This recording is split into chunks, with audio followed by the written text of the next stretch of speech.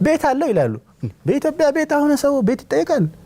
በቃ መከራየት ከቻለ እንታ መኪና አለህ ወይ ካልከው አንተ መኪና ያዝከው መቼ ነው? በአላህ ኢሳንፌር እኮ አይደል? ይጠይቃሉ። አንዳንድ ሰዎች ቤት አለው ይላሉ። መጠየቃቸው ችግር ነው ማለት ነው። አሁን እኮ መጠየቅ እንዳለባቸው ደግሞ እያበረታታ ነበር። እኔ መጠየቅ ያለባቸውን ነገሮች በደንብ ክሊር ይደረግልኝ።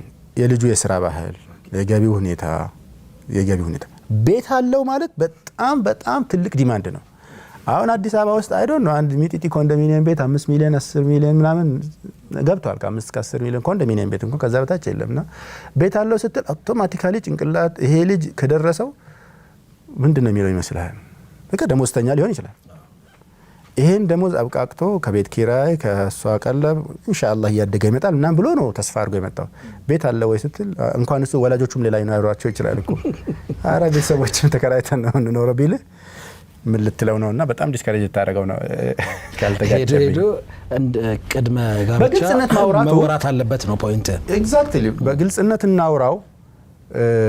በኋላ በዝርዝር እንመጣበታለን። ፕላን የምናደርገው ነገር ነው። ፋይናንሻል አቅማችንን መለወጥ ማስተካከል ማሳደግ አለብን። ምንድነው ሁለት ይለው ነገር ግን አዲስ የሚጋቡ ጥንዶች ስለ ገንዘብ ያላቸውን ፍልስፍና ማየት አለባቸው። ተጨባጩን ማወቅ አለባቸው።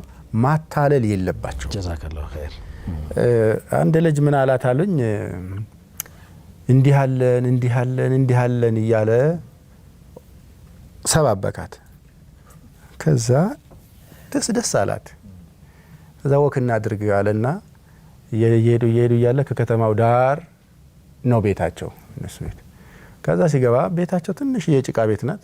ግቢ ውስጥ ብዙ እንትኖች አሉ፣ ፍራፍሬ እንትኖች አሉ፣ ዛፎች። ይሄው ልጅ ከዚህ የዘይቱና ዛፍ ላይ እንዲህ ድንጋይ እንወረወርና ቅውስ እናደርገው ሲወርድ